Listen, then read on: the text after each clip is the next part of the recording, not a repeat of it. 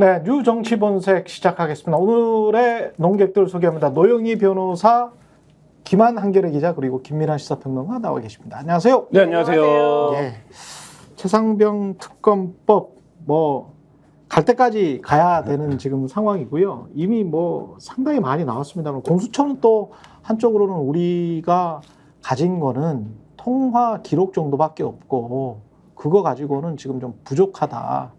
증언과 진술 이런 것들 명백한 어떤 증거가 나와야 된다. 그런 이야기가 또 한쪽으로는 좀 나오고 있어서 그것도 근데 물밑에서 좀 이루어지는 것 같은 느낌은 들지 않으세요? 어제 말하자면 네. 특별한 내용이 없는데 기자들을 불러서 얘기를 했다라는 건 수사와 관련해서 공수처가 어쨌든 그렇죠. 지금 이제 언론들에서 보도되거나 세간의 네. 어떤 썰로 존재하는 것들에 대해서 네.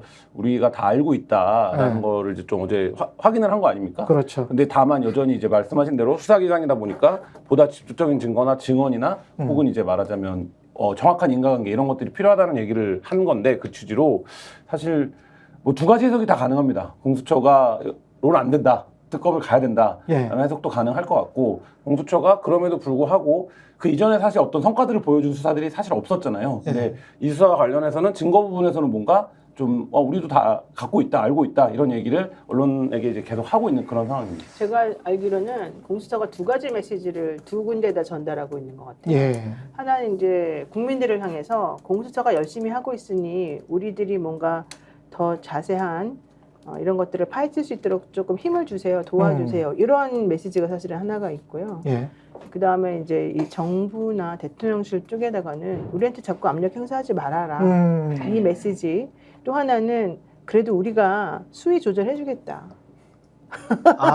정부나 대통령에게. 네, 그러니까 제가 알기로는 공수처 좀 전에 이제 김한 기자 말씀하셨는데 공수처의 입장은 조금 복잡합니다. 예. 뭐냐면은 첫 번째로는 공수처 입장에서는 그동안에 성과도 없었는데 사실 이거 하나 한 건 잘 해가지고 그렇죠.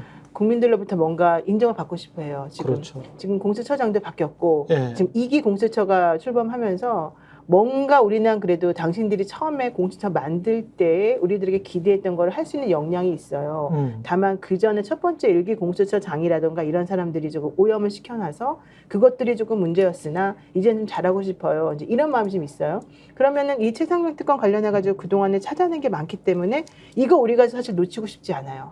이거 내가지고 뭔가 당신들에게 우리들의 존재감이나 이런 것들을 좀 보여주면서 좀 응원을 받고 싶어요. 이제 이런 마음이 하나가 있는가 하면 예. 또 한편으로는 지난번에 이 오동훈 공수처장도 말했지만은 압력을 많이 받고 있어요. 저쪽으로부터 이 정부나 대통령실로부터. 그러다 보니 우리들이 뭔가 더 오버해서 했을 때 우리들에게 힘들게 하는 그런 부분이 있으면 좀 안 되니까 예. 요거는 좀 걱정스러워요. 그러니까 이 두 가지가 같이 있는 거죠. 이 공수처 입장에서. 그래서 이 언론 플레이 같은 것들을 이제 그동안 잘 안 했는데, 잘 못했는데, 이번에 어제도 그렇고 요즘 최근에 많이 흘리면서 조금 양쪽, 이쪽 저쪽에서 이걸 좀 받아들이고 뭔가 좀 해보려는 노력이 좀 국민들로부터 힘을 받고 싶고 그 대통령으로부터도 또는 대통령실로부터도 일정 정도의 말미, 그렇죠. 시간을 좀 벌어야 그렇죠. 되는 그런 느낌도 같네요. 네. 예. 김민아 평론가는 어떻게 생각하세요? 비슷한 생각인데 네. 이제 긍정적으로 말씀해 주셨다면 똑같은 얘기를 저는 이제 다소 부정적이고 냉소적으로 냉소적으로 말씀을 드리면 원래 그렇잖아요. 네, 저는 그런 사람이니까. 예. 네. 근데 제가 볼 때 공수처의 스탠스는 저희는 여기까지예요. 여기 가까운 것 같아요. 저희는 여기까지입니다. 그럴 수도 어떻게 못하겠습니다. 더 이상. 우리는 여기까지다. 그러니까 이렇게 얘기하면은 정권에 있어서도 공수처는 거기까지다.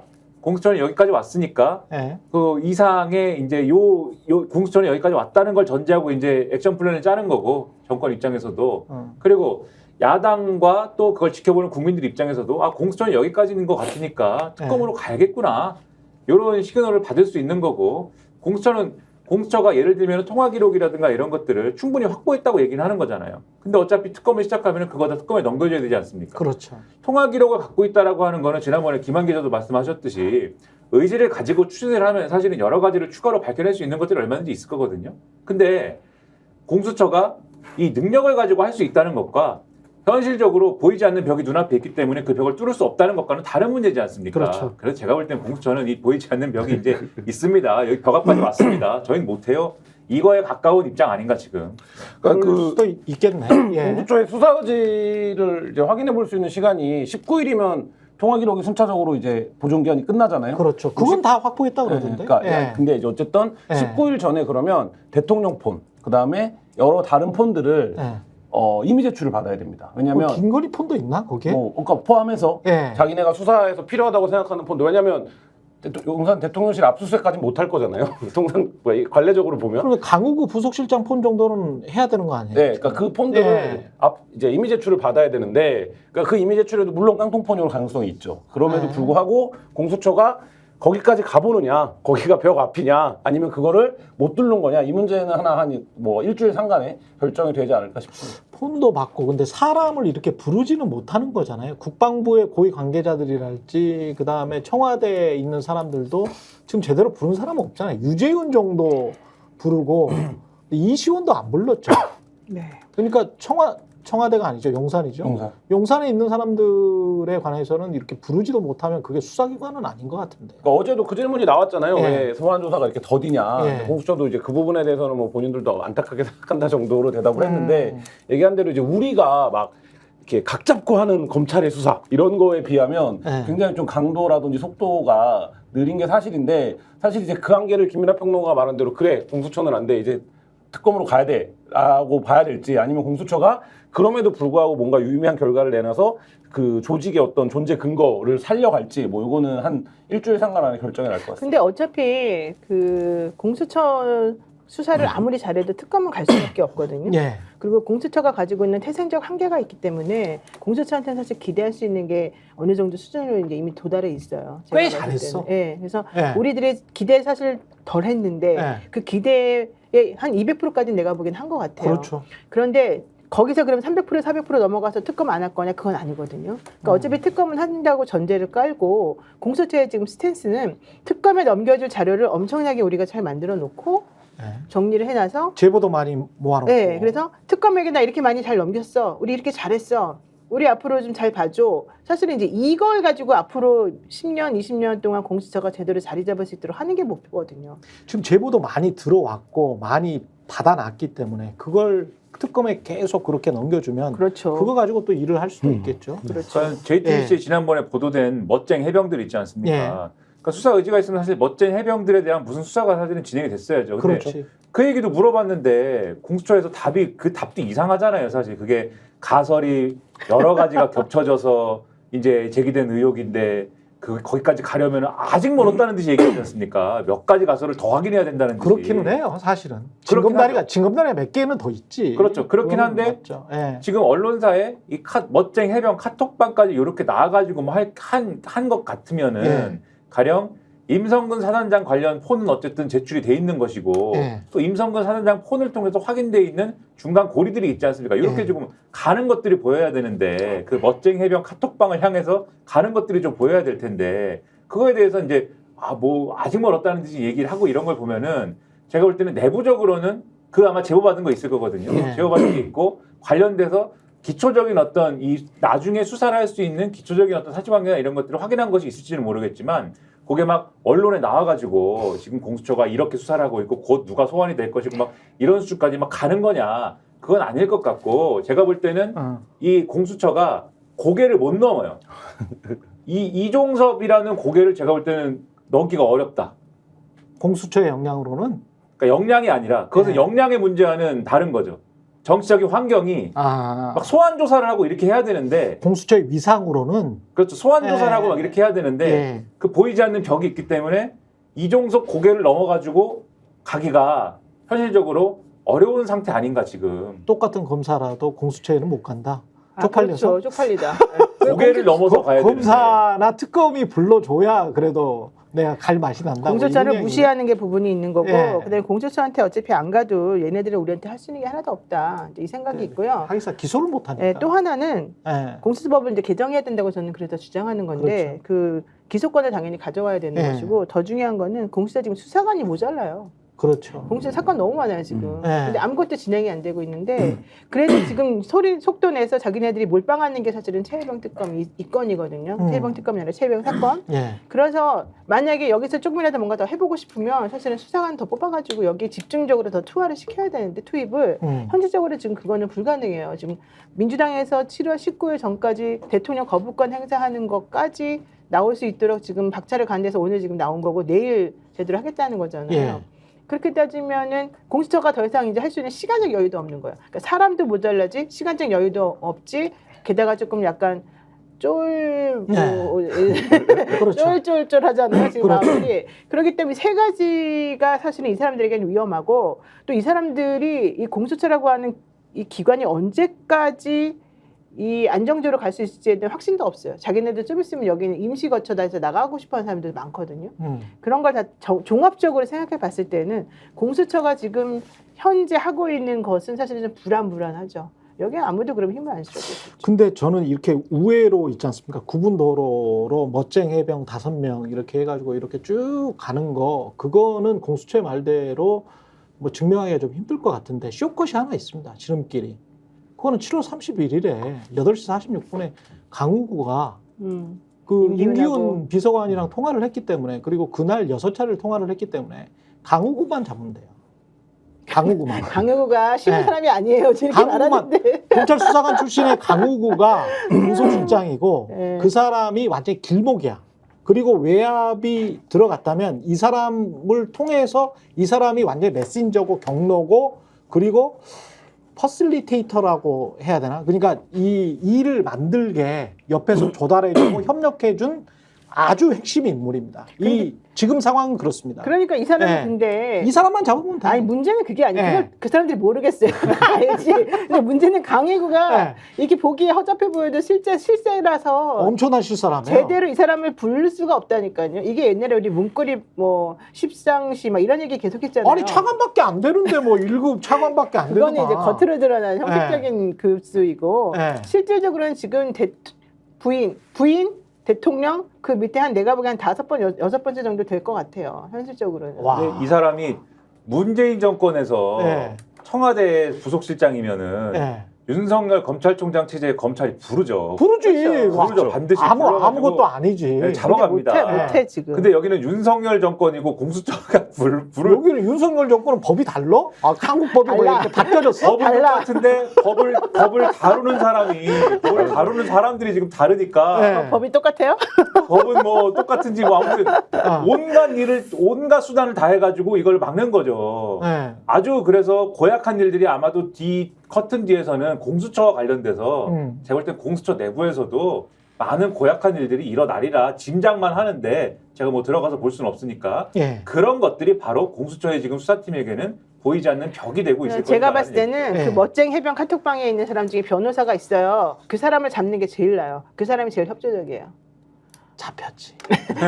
그래서 이미 그 사람이 제보를 하고 있고 그런 건데 네. 문제는 그 사람도 위험을 느끼고 있으니까 좀 조심해줘야 되긴 하지만 저는 당연하지. 강의구도 중요하지만 네. 이 멋쟁이 해병에 있는 그 변호사 이 사람이 제일 지금 아니야. 근데 그게 제가 곰곰이 생각해 보니까 우회도로더라고. 뚝뚝뚝뚝 해서 결국은 로비를 한 당사자들이 근데 여기까지는 아직도 반개야. 이렇게 생각을 해보니까. 그렇게 법적 수사라고 생각을 해보면 직접적 연결고리를 찾아야 된다. 그러면 용산에서는 강희구 그리고 여기에서는 뭐 그러면 예, 강의구를 가려면 어떻게 가야 되냐면 예, 이종섭을 간 다음에 그 다음에 임기훈을 간 다음에 예, 그 다음에 이제 그 강의구를 가야 됩니다. 예. 이렇게 가면은 그래도 이제 강의구까지 가는 길이 열릴 수도 있는데 예. 그렇잖아요. 전화를 그렇게 한 거잖아요. 지금 그렇죠. 요런 누수를 한 거지 않습니까? 그렇게 의심되는 거잖아요. 강의구랑 안 친하세요? 내가 보기 친할 근데 것 지금 같은데. 강희구랑 좀 친하지 않아?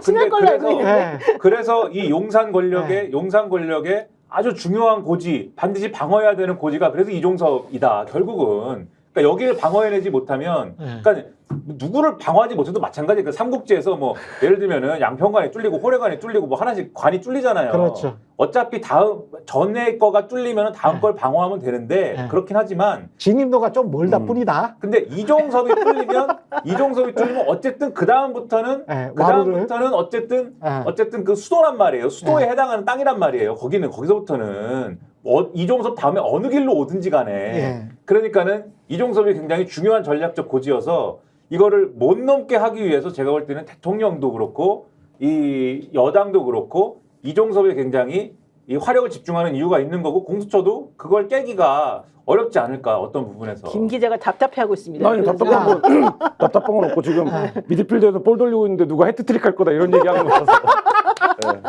정확한 비유네. 정확한 비유. 공수처는 지금 빌드업을 해나가는 과정이고 볼 돌리고 있고 조영 앵커도 해보셨지만 저희도 뭐 탐사 보도만 하더라도 이만한 칠판에 관계도를 다 그리고 시작하기 때문에 그렇죠. 공수처가 그걸 모르지 않을 거고 그러면 이제 그 타임라인은 이미 다 나와 있을 건데 이제 두 가지 벽이 있는 거죠. 얘기한 대로 하나는 이게 어쨌든 용산의 문제이기 때문에 공수처가 거기까지 진격해 들어갈 수 있느냐 이 문제가 하나 있죠. 그리고 이 수사의 끝이 뭔지는 서로 괄호를 쳐놓고 있지만 다 알고 있는 거잖아요. 그렇죠. 이 수사를 제대로 할 경우 어떻게 될지는 그러니까 사실 그 벽이 하나 있는 거고 오피셜한 벽이죠 이거는.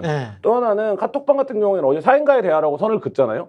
그것도 가로가 있는 거예요. 그러니까 예를 들면 그 카톡방을 수사라고 하는 이유가 뭐야? 이 로비를 결국에 여사를 통해서 했다고 하는 건데 그렇죠. 공수처가 거기까지 가면 공수처가 해트트릭을 하는 거죠. 근데 사실 이제 공수처가 미드필더다. 그러니까 아직 빌드업이다. 그러니까 근데 공수처도 대답을 하다 보니까 이게 나한테 해트트릭하라는 소리가 이렇게 생각을 하고 그건 얘기를 해보는 그거는 아니고 그러니까 그 일반적으로는 수사기관이라고 하면 그것도 우리가 알고 있고 수사를 통해서 혐의가 있는지를 하겠다 이렇게 대답을 하면 깔끔한 문제인데 그게 아니라 그거는 우리가 사인과의 대화에서 수사 대상이 아니라고 얘기를 해버린 거잖아요. 그러니까 먼 훗날은 몰라 이렇게 얘기하는 거예요. 그렇죠. 그러니까 공식 라인만 파더라도 그러니까 대통령이 무슨 이유에서인지는 모르겠습니다만은 대통령이 직접적으로 압력을 넣었다. 이것만 밝혀도 사실은 그렇죠. 그것만 밝히면 대박이죠. 땅이지. 그걸로도 뭐 끝나는 거지. 그걸로도 끝나는 거긴 한데 자, 이 대통령이 수사 압력을 넣은 당사자다 아니다를 가르는 특검이잖아요. 어떻게 보면 그게 핵심인데 그거는 되긴 됩니까? 지금 국회 일정상이나 뭐 이렇게 해서 또 뭐 분명히 거부권 행사할 거 아니에요. 그러면 거부권 행사하면 그 다음에 뒤처리가 어떻게 될 것 같은 분위기에 어쨌든 민주당은 무조건 최상병 특검 오늘 상정하고 내일 처리한다 이 얘기고요. 다시 한번 계산을 192 기간 192 어쨌든 192는 된다. 192는 뭐 무조건이라고 보고 거기에 지금 사실은 특검을 원하는 여당 사람들도 있어요. 그러니까 그게 그 사람의 숫자가 제가 알기로는 지금 10명은 당연히 넘었다고 지금 보고 있어요. 그러니까 당대표 선출되기 전이잖아. 민주당에서 최소 20, 30명까지는 지금 이제 그건 최대치인데 최소한 10명 정도는 지금 거의 확보했다라고 얘기를 하고 있는 사람들이 있어요. 그럼 끝난 거네. 그러면 끝난 거잖아. 근데 문제는 지난번 사람 또 걔네들이 또 배신할 수가 있어가지고 그렇죠. 이제 그 단속을 조금 해야 되는 부분이고요. 그렇게 하기 위해서는 지금 당대표 선거하고도 조금 밀접하게 연관을 조금 짓고 있어요. 그렇습니까? 왜 그렇죠? 이게 만약에 특검이 통과되면 한동훈 그래서 효용성이 없어지나? 아니 그래서 우리가 효용성이 더 있을 수가 있지. 더 그래서 있을 수 오히려 있어요? 그래서 한동훈을 밀어줘야 돼. 그래요? 아니 한동훈은 제3자 특검을 이건 하잖아요. 내 개인 생각이야. 아니 제3자 특검이 중요한 게 아니에요. 이미 특검은 통과돼 버렸는데. 한동훈은 제3자 특검 얘기를 했지만 그 제3자 특검 얘기하는 거의 전제는 기본적으로 어쨌든 특검은 가자는 얘기잖아요. 그렇죠. 그러니까 누가 하든지 말든지 간에. 게다가 한동훈은 지금 현재 중도층에게 소구력을 조금 행사하고 싶어 하는 그렇죠. 사람이에요. 그러면 지금 대통령 탄핵이 100만 명이 넘는 이 상황에서 그 다음에 대통령이 넘었습니다. 표명 넘었잖아. 게다가 우리 지금 1000만 명 운동도 할지도 몰라. 7월 20일까지. 그 다음에 더 중요한 서버 중축된답니다. 한 여름 후에. 그때는 좀 쉽게 들어갈 수 있습니다. 그렇게 따지면 현실적으로는 대통령하고 또 각을 세워서 본인이 어쨌든 선명하게 지금 가겠다는 게 요점이잖아요. 그러니까 아직 당대표 할 때까지는 자기는 조금 몸을 조금 사리는 부분이 분명히 있긴 한데 하는데 그게 지금 7월 말 정도 되잖아요. 그러니까 7월 19일 이후에 그러니까 대통령 거부권 행사하고 난 다음에 이제 제의할 때 곧 즈음에 이제 와가지고 움직인단 말이에요. 저는 그래서 그 타임이 매우 중요하고 그 타임의 여론 형성이 매우 중요한데 그렇죠. 하필이면 윤석열 대통령 탄핵 그 청원 동의가 7월 20일 끝난다는 거예요. 그러면 계산 한번 해보시면은 제가 만약에 한동훈이라면 그리고 최경영 기자가 한동훈이라면 솔직히 어떻게 하겠어요? 나는 이쯤에서 윤석열하고 뭔가 조금 다른 모습을 보여주면서 어쨌든 윤석열 쪽에다가는 난 네 편이야. 이렇게 말하고 싶고 그다음에 또 보수 쪽에다가도 나는 네 편 플러스 중도야 뭐 이런 걸 좀 듣고 싶어 하고 네. 이쪽에다가도 어쨌든 소구를 갖고 싶어 하는 거잖아요. 그렇게 되면 계산이 복잡해지는 거죠. 그래서 그 사람 밑에 들어가 있는 의원들이 있어요. 한동훈 밑으로 라인을 쓰고 있는 의원들이 30명 정도 지금 있어요. 그렇다며요. 네, 그 사람들 중에 10명만 제대로 확인해 놓으면 되는 거죠. 이게 가능할 것 같아요? 저는 뭐 이건 알 수 없는 알 수 없는 알 수 문제라고 없죠. 보는데 네. 다만 뭐 이런 건 있죠. 어쨌든 이번에 필리버스터 하고 24시간에 끝내고 통과시키겠죠. 네. 그렇죠. 그러면 거부권 네. 행사하겠죠. 네. 그러면 이제 7월 23일 날 국민의힘이 당대표를 뽑죠. 7월. 그렇죠. 예. 그러면 이제 누가 당대표가 되느냐가 논의의 1차 분수령이 될 거고. 근데 당대표 되기 전에 국회에서 통과를 다시 시킬 수도 있는 거 아니에요? 일정상으로 저는 쉽진 않아요. 어려울 것 같아요. 쉽지는 않을 것 같아요. 네. 날짜를 봐야 되는데 네. 23일이 무슨 요일이죠? 지금 보니까 23일이 화요일이에요. 화요일. 네. 그렇게 되면은 할 수 있는 게 22일 정도밖에 없어요, 사실. 그러네. 쉽지 네. 않고. 그건 어렵죠. 그리고 국민의 입장에서도 그렇게 요구하겠죠. 그러니까 우리가 당대표가 뽑히면 우리 입장을 낼 테니 기다려달라고 하면 사실 어떻게든 합의 통과를 하는 게 낫기 때문에 그렇지. 만약에 그렇지. 할 수만 있다면 그렇지. 뭐 그런 일정이 있고 또 한 가지 저는 이제 또 한 가지 변수는 지금 어저께 이제 도이치모터스 2심 구형이 되지 않았습니까? 네. 이게 선고 9월 12일 날 한다는 거거든요. 그러면 그렇죠. 검찰이 지금 이원석 체제에서 어쨌든 김건희 여사를 어떤 방식으로든 조사를 한다라고 하면 8월에 할 겁니다. 8월에 해야 됩니다. 왜냐면 이원석 총장 임기가 끝나기 때문에. 예. 그럼 8월 중에 김건희 여사를 둘러싼 모종의 말하자면 사법 이벤트가 발생하는 겁니다. 그러면 지금 보면 7월 말에 국회 상황, 그러니까 네. 당대표가 뽑힌 이후에 국회 상황, 그리고 8월에 있을 말하자면 김건희 여사를 둘러싼 검찰의 움직임, 이 두 가지가 있고 이 사이 어딘가에 최상병 특검법이 놓여야 되는 건데, 예. 그러니까 사실 이렇게 놓고 보면 이게 탄력을 받아서 최상병 특검법이 우르르 무너져서, 그러니까 예를 들면 국민의힘의 전열이 통과가 될 수도 있고, 그렇지 않으면 야 김건희 여사도 사법적으로 이렇게 되고 있는데 우리가 대통령도 만약에 못 지키면 못하겠다라고 판단이 돼서 오히려 이제 보수를 결집시킬 수도 있고 뭐 이런 상황들이 있기 때문에, 그러니까 사실 좀 이제 지켜봐야 되는 문제고, 다만 저는 언젠간 될 거라고 보거든요. 아니 근데 그게 제가 보기에는 정말 시간 싸움이고 속도 싸움인 게 7, 8월이 넘어가면 박문진이 접수가 되고, 박문진이 접수가 되면 지금 상상하는 여론의 지형이 여론이 완전히 바뀌어요. MBC가 그 굳건하게 지상파 내에서 버텨주는 거하고 전혀 다릅니다. 지금 상상하기 힘든 상황이 와요. 뭐 대통령도 구구 유튜버만 보시는 마당에 뭐.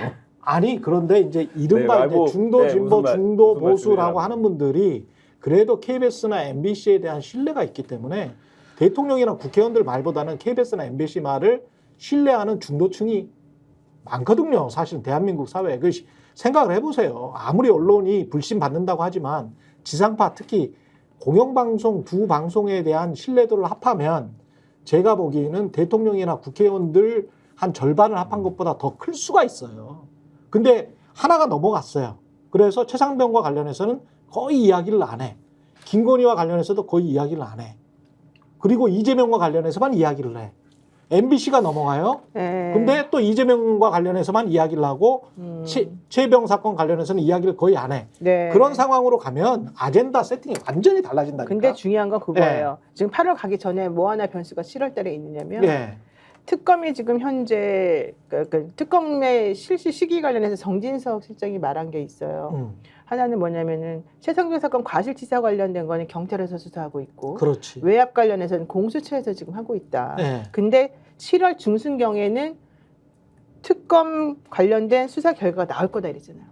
경찰청? 네. 경찰청? 네, 경찰이 그러니까 그걸 못 믿겠다니까. 경찰이 1차 수사 결과를 그러니까 바로 그것 때문에 그거를 경북 경찰청을 못 믿겠다니까. 아니, 못 믿는데 예. 중요한 건 예. 지금 대통령이 거부권 행사하는 게 7월 19일까지라고 우리가 지금 마지노선을 계산을 네. 지금 해볼 수가 있잖아요. 이 타임이 되게 되면 경찰청 수사 결과 발표가 나온 다음이라는 거예요. 그렇지. 정진석 실장 얘기는 7월 10일경에 지금 발표할 거라고 얘기하는데 우리들이 예상하기로는 실질적으로 이 경찰청의 수사 결과는 우리들이 원하지 않는 방향이나 좀 안 맞는 방향으로 나올 가능성이 높다는 거잖아. 분명히 그렇게. 그러면 요 타임에 지금 예. 되고 있는 게 바로 뭐예요? 대통령 탄핵이 아직까지 진행 중이지. 예. 경찰 수사 결과는 그동안은 공수처나 딴 데서 했던 것하고 완전히 다른 방향으로 만약에 나온다. 그렇죠. 그리고 나면 게다가 대통령이 7월 19일 정도까지 이제 거부권 행사해버린다. 그럼 세 개가 한꺼번에 지금 딱 몰아닥치는 게 되기 때문에 그렇죠. 국민들이 사실은 가만히 있지 않을 거란 말이에요. 어. 그런 상황이 된다고 하면은 어떻게 되겠어요? 실질적으로 제2요구권에 그러니까 제2를 하게 되면은 국회의원들이 민주당이나 국민의힘이나 눈치 보는 국회의원들, 민주당은 아니라고 치고 국민의힘에 눈치 보는 국회의원들, 특히 한동훈 밑으로 줄 서려고 하는 사람은 원래 간 보는 사람들이거든요. 예. 이 사람들이 그러니까 결과적으로는 제가 봤을 때는 이쪽으로 아니 근데 이렇게 갈수 생각을 있다고요. 하는 것보다는 제가 너무 이렇게 비관적으로 생각하는지는 모르겠습니다만 7월 10일쯤에 경북경찰청이 대통령실이나 국방부 조사본부의 최종 보고서와 비슷한 걸 내면 네. 그거는 대통령실의 입장을 합리화시키는 거잖아요. 네. 그러면 야 이거 우리 버틸 수가 있네.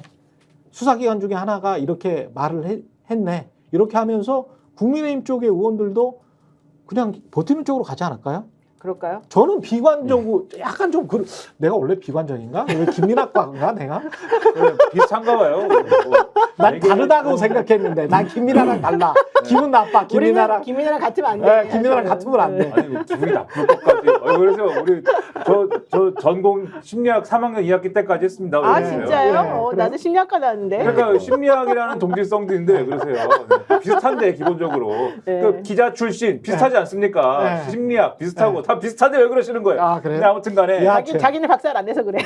네 그렇죠. 3학년 2학기 때까지만 하고 졸업을 네. 못했는데 네. 아무튼 이제 김건희보다도 못하다는 거는 좀 심하네. 네? 김건희는 박사야. 저도 척척 박사입니다. 예, 척척 척척 박사. 여기 다 김건희 만물 박사다. 만물. 우리는 척척 다 박사인데. 김건희보다 못해. 네. 근데 이제 부정적인 방향으로 이 시나리오를 그려볼 수 있죠. 그러니까 이게 좋은 방향으로도 그려볼 수 있고 부정적인 네. 방향으로도 그려볼 수 있는데 지금 민주당은 일단 얘기는 지금 7월 19일 이전에 다 재결까지 끝내겠다고 얘기는 해요. 그게 현실적으로 될 거냐는 이제 둘째치고 빨리 하겠다라는 거지 않습니까? 근데 빨리 하겠다라는 이유와 의지에 대해서는 한번 생각을 해보면은 오히려 지금 여당 전당대회 구도나 이런 거에 막 끌려가거나 혹은 한동훈 대표나 누가 딱 된 이후에 오히려 이거 재결 국면으로 가는 것보다는 차라리 빨리 땡겨가지고 하는 게 낫다고 판단하는 거 아니냐 이런 생각도 좀 들어요. 왜 그러냐에 대해서는 이게 오히려 한동훈 이제 전 위원장이 이 제3자 특검법 얘기한 것 때문에 이제 기본적으로는 이 최상병 사건이 특검 사안이다라는 걸 인정한 구도가 돼버렸는데 그 다음에 이제 바로 이제 이 상대편에서 들고 나오는 프레임이 배신자 프레임, 탄핵 프레임인 거잖아요. 한동훈 너 때문에 지금 윤석열 대통령을 탄핵당하게 생겼다. 네가 특검 사안이다라고 규정을 해버리는 바람에 민주당의 탄핵 음모에 윤석열 대통령이 당하게 생겼다. 그러다 보니까 지금 한동훈의 메시지가 계속 나는 탄핵으로부터 윤석열을 지키는 사람이다. 슬금슬금 후퇴하지 않습니까? 이 부분에서. 어쨌든 전당대회에서는 당원 80%의 이 지지를 받아야 되고 20%의 민주당 지지자를 제외한 아마도 국민의힘 플러스 무당층의 지지를 받아야 되는 게임인데 이 게임에서는 어쨌든 과도하게는 안 가겠다라는 포지션을 계속 쥐고 있는 거잖아요. 그리고 만약에 한동훈 대표가 탄생할 경우에 대통령 임기 아직 많이 남아있는데 네. 3년이 남아있는 거잖아요. 그 상황에 대표가 되자마자 올 8월부터 바로 대통령과의 선거기에 들어가가지고 들이받기 시작할 거냐. 그거 감당 못할 거거든요. 자, 여러분들에게 꼭 하고 싶은 말이 있습니다. 댓글에 이런 게 나옵니다. 레몬트리님. 언론의 영향 많이 안 받아요. 써니님, 김한 기자님 제발 콜병을 고치세요. 네. 콜병. 이분이 한 것도 아닌데 사실. 홀병. 네, 그러니까 네. 너무 핫하신 쿨한 분들이 척하지 워낙 말아라 많아요. 이런 네. 얘기고요. 그 다음에 네. 소위 진보 언론, 네. 잘난 척하는 중립병은 풀지병인가요? 어디서 중립이 나오는 거야 여기서? 우리가 중립을 이야기한 적은 없는데. 우리가 중립을 얘기하지 않으면서도 너무 이제 비관적이거나 우리가 이렇게 근데 좀 무슨 이런 걸 얘기를 해도 이런 생각하니까. 댓글이 달립니다. 아 그래요? 아니 근데 객관적으로 상황을 이렇게 볼 수도 있고 저렇게 볼 수도 있는 그건 거는 맞아. 맞아요. 네. 네, 그러니까 그건 전망을 이야기를 하는 거니까. 적을 알고 나를 알면 100번 싸워서 100번 그렇지. 안 진다고 얘기하지 않습니까? 네. 그러니까 적의 상태가 어떠냐 이런 것들을 알 필요도 있다. 이런 맞아요. 걸 드리는 네, 건데. 맞아요. 그러니까 지금 그런 상태로 돌아가고 있기 때문에 이게 그래서 한동훈이 지금 이 어떤 영향력을 확대하면은 국민의힘 사람들이 예를 들면 민주당이 추진하는 특검에 대해서 동의해 줄 거냐? 꼭 그렇지는 않을 수도 있는 것이다. 오히려 지금처럼 혼란스러울 때 그리고 지금 막 여러 가지 의혹들이 점화가 돼 있고 그것이 막 불타고 있을 때 차라리 이런 전당대회 구도로부터 약간 자유로울 수 있는 시점에 차라리 국민의힘 의원들을 다 설득하는 게 차라리 날 수도 있다. 나도 그렇게 생각합니다. 저도 그렇게 생각하는데 그래서 속전속결로 빨리빨리 맞아요. 해야 된다. 근데 만약에 그 속전속결에서의 네. 그러면 연료는 뭐가 될 거냐? 지금 이제 상황으로 보면 7월 뭐 한 10일경에 어쨌든 뭐 대통령 비서실장의 날짜까지 박았으니까 그때 경부경찰청이 발표를 하겠죠. 네. 이 경부경찰청 발표에 대한 국민적 판단이 어떻게 되느냐 굉장히 중요할 겁니다. 그렇죠. 예를 들면 이 그렇죠. 판단 이게 이거 봐 수사가 말도 안 되게 되네라는 쪽으로 가면 민주당이 어쨌든 탄력을 받을 수 있을 것이고 최경영 앵커가 얘기한 것처럼 수사기관이 이렇게 됐으니까 국민은 우리 버티자. 국민의힘 이런 정도로 수렴이 된다라고 하면 그럼 좀 시간표가 달라질 겁니다. 저는 왜 약간 좀 부정적으로 생각하냐면 언론에서 계속 그 말을 강조를 해야 되는데 그 말을 강조하는 게 없어요. 좀 드물어. 뭐냐면 기본적으로 이 사건은 해군 참모총장 포스타 그리고 국방부 장관이 이미 결재를 해버렸어. 이미 결재를 하고 나서 7월 30일 날에 결재를 하고 난 다음에 7월 31일 아침에 부속실장의 전화 등으로 인하여 대통령의 전화 등으로 인하여 갑자기 모든 상황이 바뀐 거야. 그러면 국방부 장관과 해군 참모총장 포스타죠. 이런 높은 사람들이 다 결재를 한 결재본까지 지금 박정훈 대령 측이 가지고 있어요. 가지고 있죠. 서류를 가지고 있어. 서류를 가지고 있는데 서류를 가지고 있다라고 하니까 갑자기 혐의자 빼라고 했던 유재은이 그 서류까지 있어요? 잠깐만요. 차관이랑 협의해보고요. 그러면서 전화를 끊었다는 거야. 그게 8월 1일 상황이거든요. 그러면 이 의미하는 게 뭐냐? 국방부 법무관리관은 민간인이고 아무것도 아니잖아. 국방부 법무관리관이 감히 해병대 수사단장한테 대령한테 야, 혐의자 빼라. 근데 문서가 장관이 다 결재한 문서야. 국방부 소속인 공무원, 변호사 출신의 공무원이 야, 혐의자 빼. 사실상. 그리고 그 직접 혐의자만 넣어. 그 대대장 이하만 말하는 겁니까? 응. 뭐 이랬다는 거잖아요. 그래가지고 그 나머지 상황이 다 그렇게 갔어. 그럼 유재현이 무슨 백을 믿고 그랬을까? 무슨 백은 국방부 장관보다 무조건 높아야 돼. 그리고 그 사람이 누구예요? 그렇지. 그 중간에서 네. 얼마나 그 사람들이 무서웠으면 국방부 장관 3스타 김계한 찍소리도 못하고 해군 참모총장 4스타 찍소리도 못하고 아무 소리도 못하고 본인들이 결재를 했는데 네. 국방부 전체가 얼음이 돼가지고 조용히 있어. 그리고 나중에는 8월 2일이죠. 8월 2일에는 저 김계한 사령관까지 조사받잖아요. 참고인 조사지만 군 검찰 단장이 와가지고 너 영모 꾸민 거 아니야? 이런 식으로 조사를 받는 거 아닙니까? 이 위에 있었던 사람은 대통령과 그 측근밖에 없어요. 그러니까 그거를 계속 강조하는 이거는 다 쌓인 난문서다. 쌓인 난문서를 어떻게 되돌리냐? 되돌린 근거가 뭐냐? 그러면 사인했었을 때 국방부 장관은 멍청이었냐?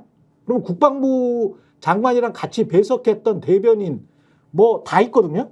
거기에 한 5명인가 배석을 하는데 네. 그 사람들은 멍청이어서 그랬나? 그럼 박정훈 대령한테 그리고 김계한 사령관한테 수사 잘 된 거다 이거 수사 잘 된 거다. 사단장까지 포함했으니 이거는 국민들이 충분히 납득할 것이다. 그렇게 이야기를 했다는 거잖아. 근데 지금 와가지고 사단장 빼는 수사 결과 보고서가 잘 된 거라고 우기고 있으니까 이것과 이것의 극적인 어떤 대비를 충분히 언론이 보여주고 있나? 거기에서 저는 좀 안타깝다는 거죠. 그러니까 예. 내가 아까 말했잖아요. 그 7월 10일 날 그 결과가 나오면 국민들이 용납하지 않는 방향으로 사실 결과가 나올 게 뻔하잖아요. 우리가 지금 예상을 해봤을 너무 때. 뻔하지. 그러면 그것을 국민들이 지금 100만 명이 넘어서 탄핵 청원을 하고 있는 이 사람들이 솔직히 저는 200만도 넘을 수 있을 것 같거든요. 그렇죠. 그러면 그 정도 되는 사람들이 그거를 가만히 들여다보고 있으면서 아 그래 이게 맞았어 이러고 그걸 바라본 국민의힘 의원들도 아 역시 경찰청 수사는 우리와 마찬가지였으니 대통령이 맞으니까 우리 이쪽으로 줄 수자 이럴 거는 아니라는 거지 내 말은. 그러면 정말 미친 사람들이라는 거지. 이게 이제 이게 나 너무 나이브하긴 해. 유권자들을 판단하는 건데 유권자들을 라이브하게 판단해서 마크롱이 조기 총선했다가 망했잖아. 그구들한테 그러니까 그쪽은 네. 그렇고 우리는 국민 입장이잖아. 그구들한테 다 망했잖아요. 근데 네. 하여간 그구들을 지지를 해주잖아요. 그러니까 그 어떤 유권자의 정서나 이런 것들을 자세히 볼 필요가 있다. 그래요, 그리고 바로 그거예요. 그 전에 충분히 이 사건의 핵심에 관해서 언론이 해줘야 지속적으로 이야기를 해줘야 된다. 그러니까 여러분이 스펙스를 계속 봐야 돼요. 안 그러면 대비가 안 돼. 열심히 안 그러면 경북경찰청에서 그렇게 말하면 그런가? 박정훈이 오바했나? 아이, 이렇게 이제 생각하는 국민들이 있을 것 같다는 거지. 있을 건 있겠지만 네, 대다수는 아마 안 그럴 것 조목조목 같아. 다 반박할 거예요. 다 반박한다. 그렇지. 네. 제가 그 다음 날 경북 네. 경찰청에서 그 수사 결과가 나온 다음 날 스콕스를 보시기 바랍니다. 네, 그러면 스콕스에서 신문에 나온 얘기를 다 전해드리는데 스콕스도 소개하나? 네, 스콕스에서 봐야죠. 거기 나온 모든 반론론을 다 소개해드린 다음에 네. 그 다음에 아마 제가 나올지 안 나올지 모르지만 네. 최경영의 정치 본색에서 심도 있는 모든 해부를 한다 다 완전히 그냥 알겠습니다. 뼈와 살을 발라버린다. 우리 예. 여기서 해봅시다. 예. 우리가 지금 스콕스도 소개하고 여러분 예, 정치본색도 소개하고 광고도 잠시 소개 중간 광고인데 약간 좀 늦었어. 예, 잠시 광고 보고 뒷이야기 이어가겠는데요. 30초 후에 다시 돌아옵니다. 예, 채널 고정 부탁드리겠습니다. 아니 왜 아직도 3년간 같은 통신사 인터넷 계속 쓰고 계세요? 인터넷 가입 시 47만 원. 고민은 그만.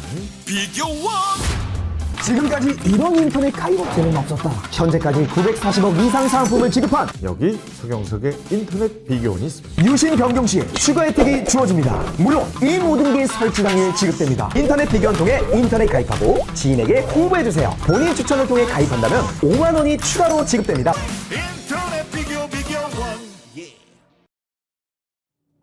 빨리 돌아왔죠. 인터넷 비교원에서 인터넷 TV 가입 시 최대 47만 원, 정수기 렌탈 시 최대 30만 원. 예, 정수기 렌탈 할 때도 혜택이 있군요. 총 77만 원까지 다 바꾸면 최대 혜택을 받을 수 있다고 합니다. 인터넷 TV 가입 원할 땐 비교원에서 인터넷 비교원 한번 홈페이지를 한번 들어가 보시면 믿을 만한 업체라는 걸 아실 수 있을 것 같고요. 365일 연중 무휴 상담 가능하다고 합니다. 네이버에서 인터넷 비교원 검색하시거나 1670-2575, 1670-2571로 전화하시면 되겠습니다.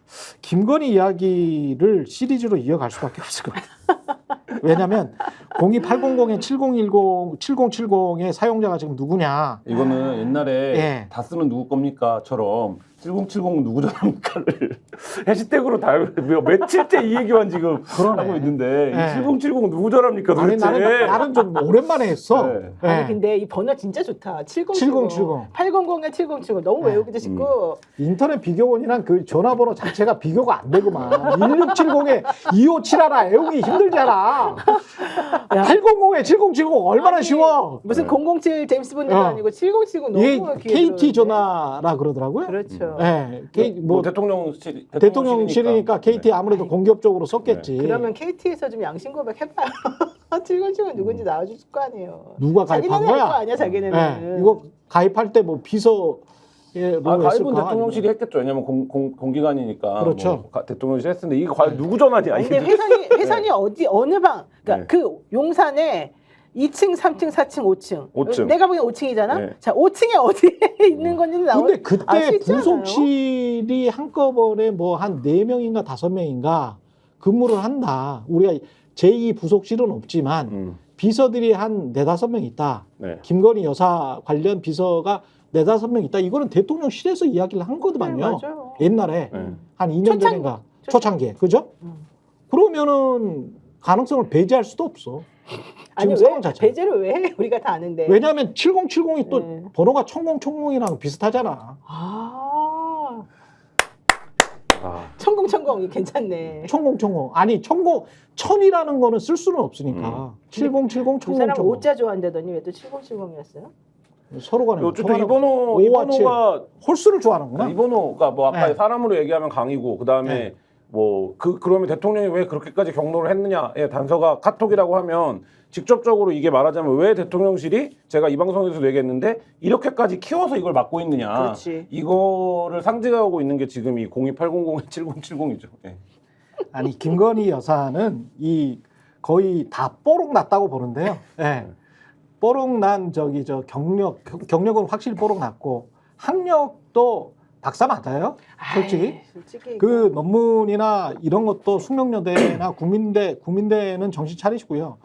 요 주가 조작 관련해서도 지난번에 어젠가요? 항소심에서 훨씬 네. 더 중형이 나왔대요. 9년 예. 권오수 전회장. 선고했죠, 선고. 그러니까 구형이죠. 구형, 구형, 구형은 구형. 1심과 이제 구형은 갔고 항소심 선고는 9월 12일이고 10일 날 하겠다라는 10일 날. 거고 그다음에 어제 이제 재판에서 주목해야 될 거는 네. 전주가 있습니다. 또 다른 전주 손모 씨. 손모 씨. 손모 씨. 이 전주가 1심에서 무죄를 무죄. 받았어요. 예. 근데 어제 검찰은 다시 구형을 했습니다. 이게 뭐냐면 방조를 하는 것도 죄다 이런 걸 물은 거거든요.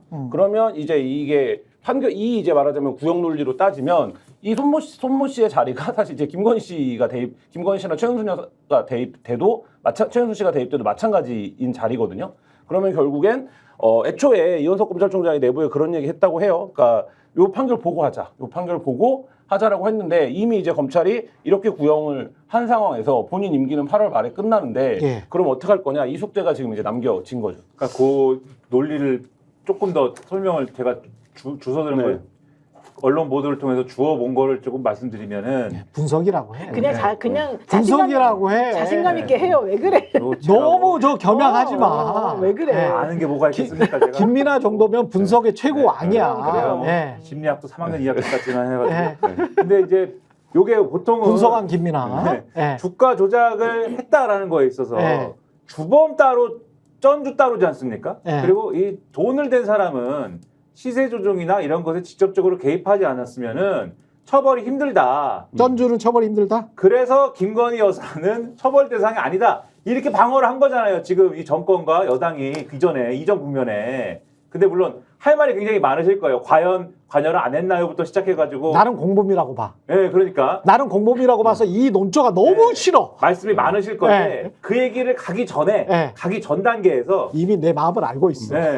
심리학과 맞네. 네. 그러면은 전주면 정말 처벌이 안 되나요의 문제에 있어서 그 쟁점에 있어서 네. 검찰이 근데 이 손모 씨가 아까 말씀드린 그 전주인데 네. 근데 최소한 요런 일들이 일어나는 거를 알았다면은 그거는 방조한 게 아닙니까? 네. 나는 새로운 논리를 적용을 해서 이 사람한테도 방조 혐의로 죄를 물어야죠.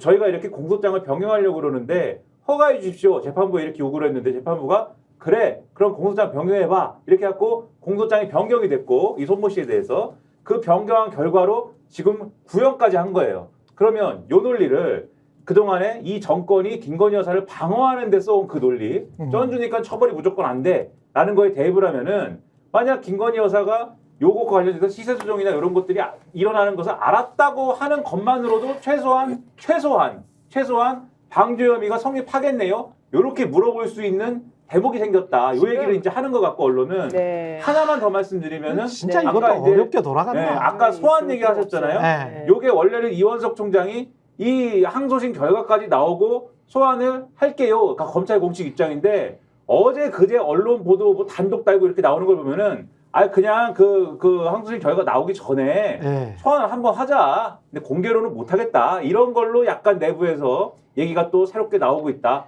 이런 지금 얘기까지 나옵니다. 검찰에서 새롭게 그러니까 이번에 이제 이 손 씨에 대해서 얘기하고 있는 것 중에 하나가 손 씨가 100억을 대출받았다는 거예요. 100억을. 예. 100억을 대출을 받아가지고 그걸로 주식을 매수하면 자 100억짜리가 움직여 보세요. 그렇죠. 주가가 완전히 출렁출렁 움직일 거 아닙니까? 음. 그러면 100억이나 그 사람이 무슨 근거로 100억이나 대출받아서 그 짓을 하겠어요. 단순히 그냥 일반적인 주식 투자자라면 그게 가능해요? 솔직히 말해가지고. 불가능하죠. 그러니까 대규모 주식을 이렇게 매수를 하면서 인위적으로 시세에 영향을 미칠 수 있다는 사실을 몰랐다면 이거는 불가능한 얘기고. 아니 그리고 알았으니까 이런 일을 일반적으로 하겠지. 100억을 이 사람이 얼마를 가지고 있는지는 모르겠습니다만 이것과 관련해서 한국의 최고 전문가는 이제 시민보 기자잖아요. 네. 뉴스타파 시민보 기자랑 몇 번 인터뷰를 하면서 그 주가 조작과 관련해서 그거를 판단하는 검찰이 이제까지 판단한 야, 이 사람 주가 조작범이네 라고 판단하는 근거 중에 하나가 자기 자산의 몇 프로를 그렇죠. 이 기업에 퍼센테이지. 집어넣느냐는 거예요. 네. 그러니까 손모 씨 같은 경우에 뭐 1,000억 있었으면 10%밖에 안 되잖아요. 만약에 1,000억이 있었다면. 김건희 씨 같은 경우는 제 기억이 그때 한 4, 50%를 집어넣은 네, 적도 있거든요. 맞아요. 네. 자기 자산에. 그러면 누가 한 30억 있는데 20억을 집어넣거나 30억 있는데 15억을 그것도 코스닥에 조그마한 기업 있잖아요. 시가총액 얼마 되지도 않는 기업에 맞아요. 몰빵을 해. 코스피 200에 거래가 많이 되고 하루에 거래량이 돈으로 따졌을 때 수백억 수천억이다. 그러면 언제든지 현금처럼 들어갔다가 나올 수가 있기 때문에 사람이 심리적으로 안정이 되거든. 근데 코스닥 같은 경우는 하루에 거래량도 수십억에서 수억밖에 안 되는 종목들이 굉장히 많거든요. 그렇죠. 도이치모터스도 마찬가지야. 근데 수십억을 넣어? 언제 어떻게 빼려고? 그거는 작전이랑 공법을 하지 않으면 그렇게 할 수가 없다는 거지. 그래서 저는 그리고 김건희 스스로가 서울대 대학원인가 뭐 다닐 때 최고의 과정이죠. 최고의 과정인가 뭐 다닐 때 무슨 도이치모터스 그렇죠. 이사라고 해가지고 뿌리고 다녔잖아. 명함 뿌리고 다녔지. 그러면 그거는 뻥이야? 그러면 내부자 아니야? 내부자면 주가 조작에서 내부자잖아요. 내부자면은 더 심하게 처벌받습니다. 이번에 BTS 주식 팔았던 하이브에서도 그렇죠. BTS 군대 간다는 거 며칠 전에 미리 알고 직원들. 직원들 파는 거에 대해서 이번에 했잖아요. 똑같은 거예요, 그러면 이거는. 도이치모터스 이사였으면 임직원 아니에요. 네네네. 임직원이면 본인이 권오수로부터 어떤 정보를 얻어가지고 같이 들어갔다. 그러면 이게 공범이지 뭐야. 내부자 공범이야. 내부자 공범이면 주가 조작에서 가장 극형을 받아야 돼요. 그렇죠. 왜 외부에서 그런 거 있어요? 저 조금 들어가 볼게요. 라고 해서 당신들이 알아서 해주세요. 이게 쩐주야. 이게 쩐주. 이 사람은 도이치모터스 이사를 가지고 다녔었잖아. 네, 이게 예. 뭐 그 사건만 놓고 보면 그런데 검찰로 보면 재밌는 게 뭐냐면 예. 5월 초 정도에 이현석 총장이 김건희 여사에 대한 수사 가능성을 언론에 얘기하기 시작합니다. 그리고 13일 날 인사가 났어요. 중앙지검장 인사가 5월 13일. 근데 지금 아까 김민하 평론가 말에 생각났는데 이 공소장 변경이 언제 이루어지냐? 방조범으로 처벌하게 해달라는 공소장 변경 5월 20일 날 이루어집니다. 그러면 이 정도 사건에서 사전에 보고가 당연히 있었겠죠. 그렇겠지. 중앙지검 차원에서. 예. 근데 쩐주를 이 검사팀이 그래서 서초동에 굉장히 중요한 존재들입니다.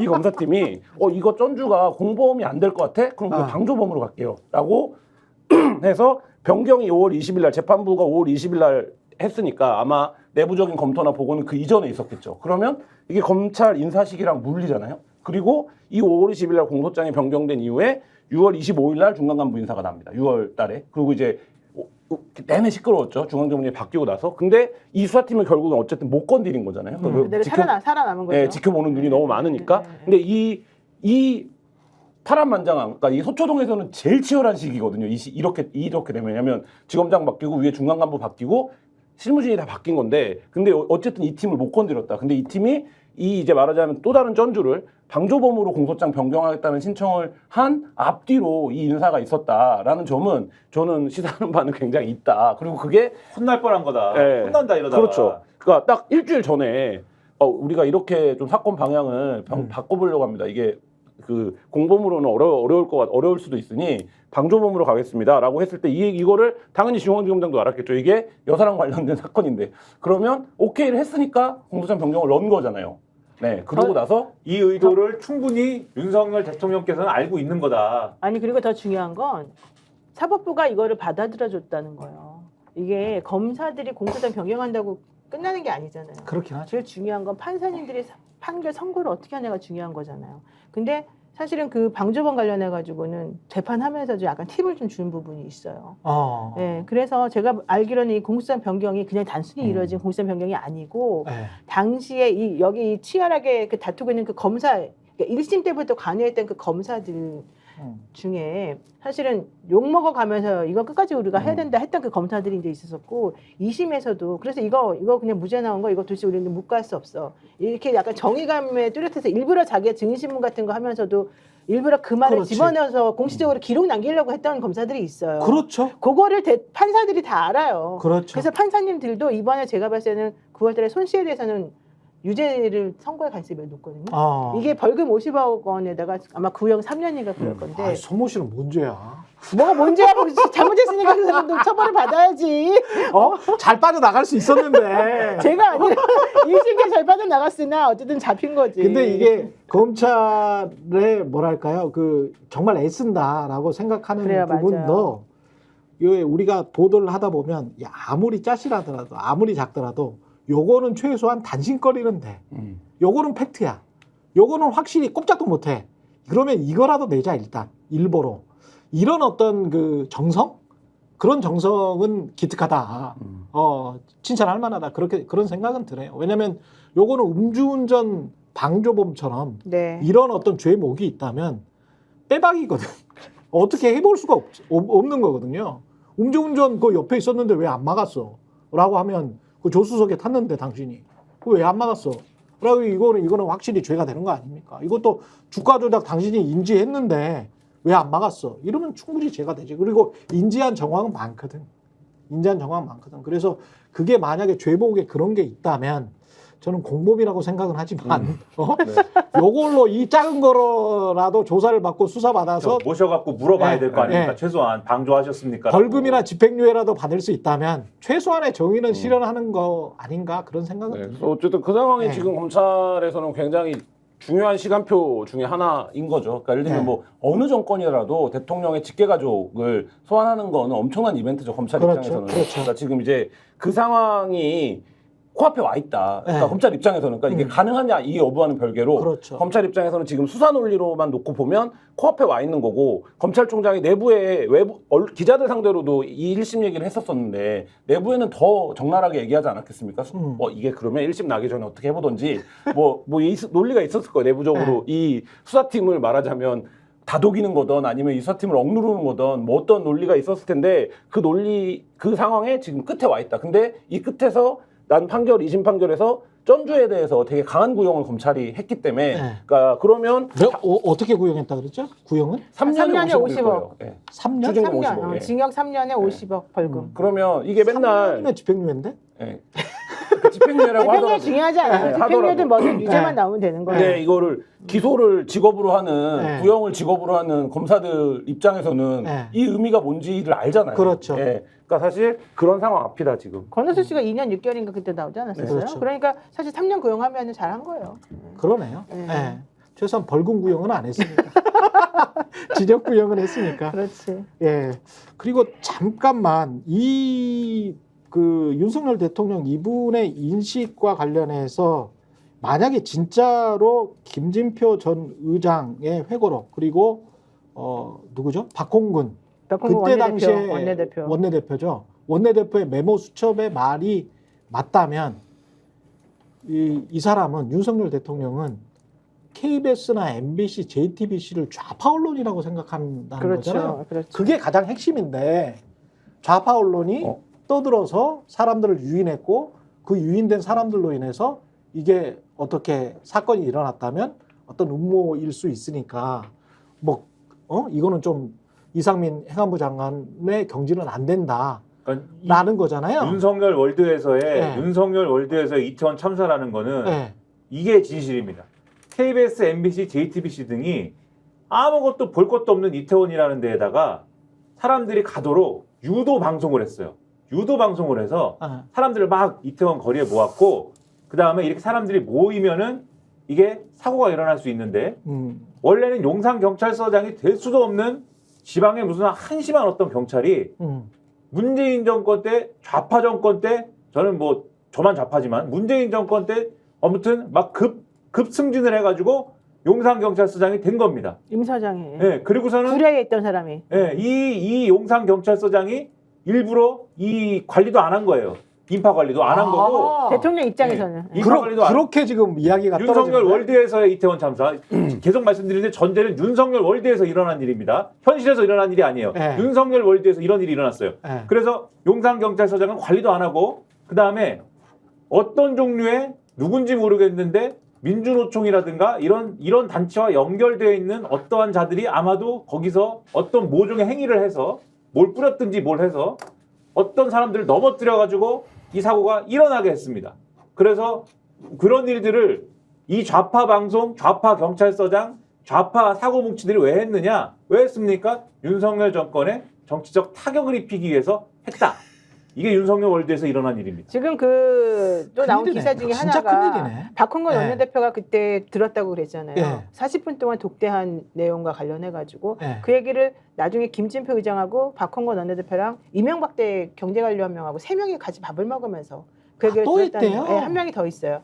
그래서 그 한 명에 대해서 당신도 들었냐? 그때 뭐라고 말했냐? 이걸 물어봤더니 자기는 기억이 안 난다. 이렇게 대답을 했대요. 그렇지만 그 말이 사실인지 아닌지 확인하기 위해서는 그 점심 약속했던 장소, 식사했던 그렇지. 장소 알거든요. 네. 그 장소 확인하고 박홍근하고 김진표가 어쨌든 나오는 말이 좀 일치하잖아요. 그렇지. 네. 그러니까 그 새롭게 등장한 이명박 시대 때 그 관료가 말을 하든 안 하든 어쨌든 내용은 사실은 사실일 가능성이 매우 높아지는 거예요. 아니 그리고 박홍근의 메모 수첩이 있잖아요. 메모 수첩이 우리 다 아시지만 이렇게 적으면 세월에 따라서 이렇게 좀 바래거든. 네. 예, 다 바래고 근데- 이거 충분히 감정을 할 수가 있어. 근데 놀랍게도 언제 때 건지. 놀랍게도 박홍근 의원이 네. 요거를 스마트 기기로 적었습니다. 아 스마트 기기로? 근데 아이고 그럼 다 남지 오히려 그러면. 날짜가 나오지 그렇죠. 시간이. 열어보니까 네. 이게 예를 들면은 만약에 급하게 뒤에 가서 이 적은 작다. 거면은 아. 적은 거면은 날짜가 막 최신 날짜가 되거나 그렇죠. 수정 그렇죠. 내역이 있거나 이래야 되잖아요. 그렇죠. 그렇지 않습니다. 앞뒤로 새로 적은 그러니까 그 당시에 계속 이 스마트 기기에다가 네. 자기 연설문이나 이런 것들을 계속 적었어요. 그러니까 아. 쌓인 여러 가지 얘기들의 중간에 있는 얘기예요, 이게. 그러면 이거는 조작의 가능성이 그거 없잖아요. 없어요. 그렇죠. 없어요. 예.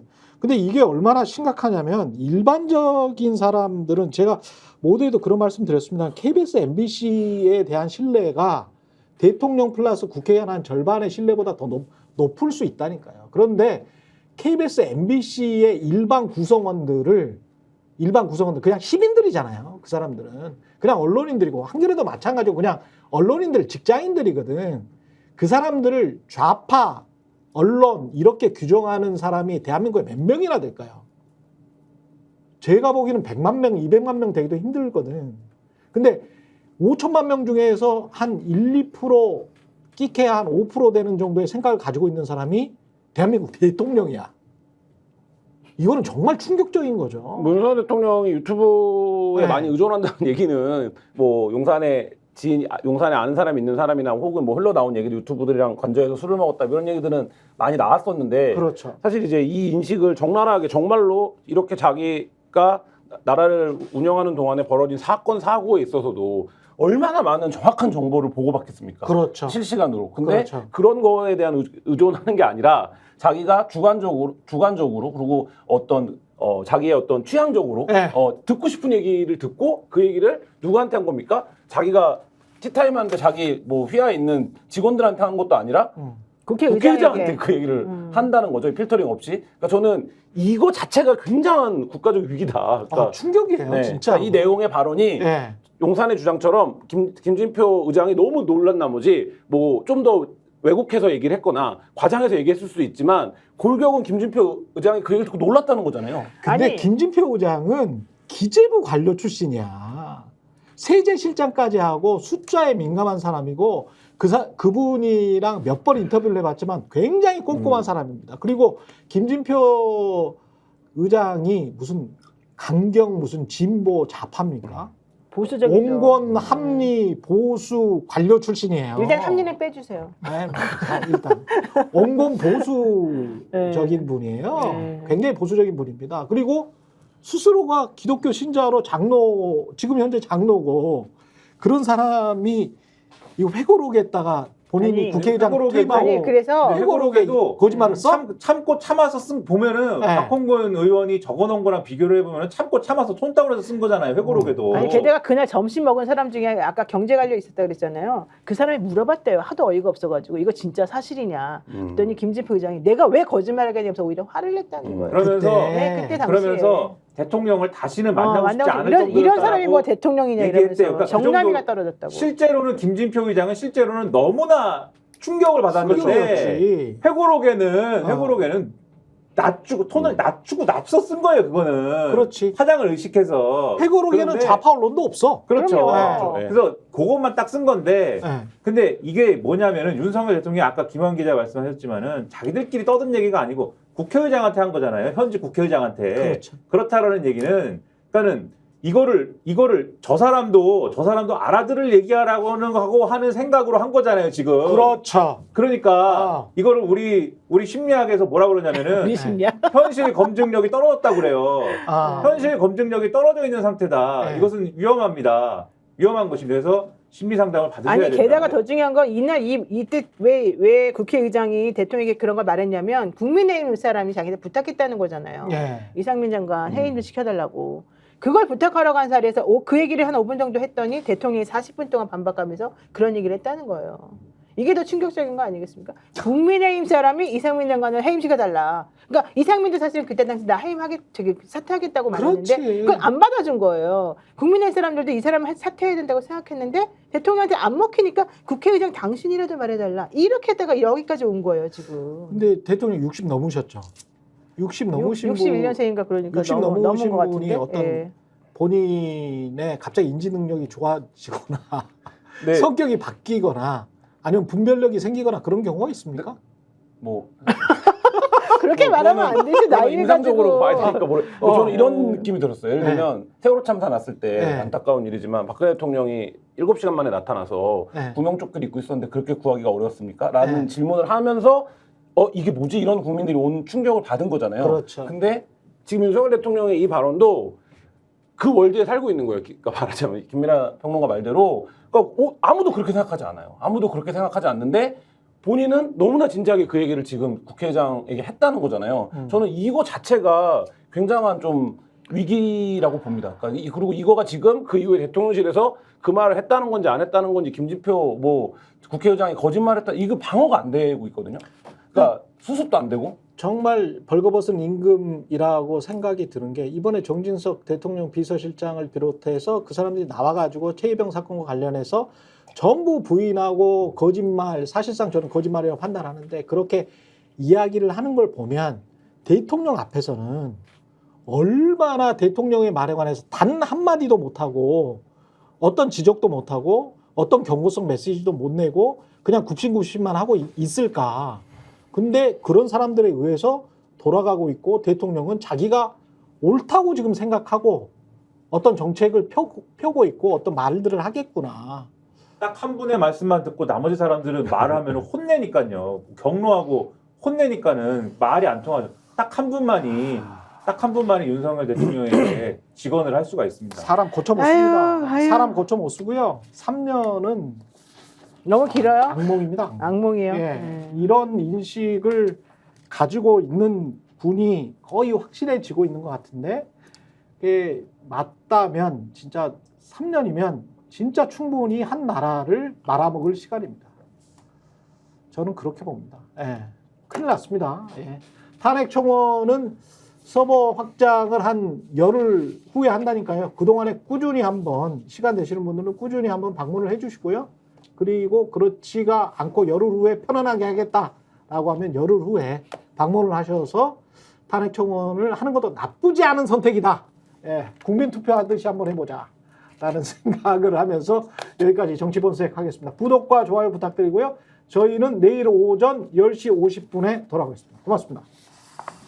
저희가 얘기할 때 오셔가지고 라이브로 관전하시기 바랍니다. 반드시 주변 사람들 데리고 오시기 바랍니다. 구독, 좋아요, 알림 설정 해주시기 바랍니다. 좀 살려주십시오, 저 좀.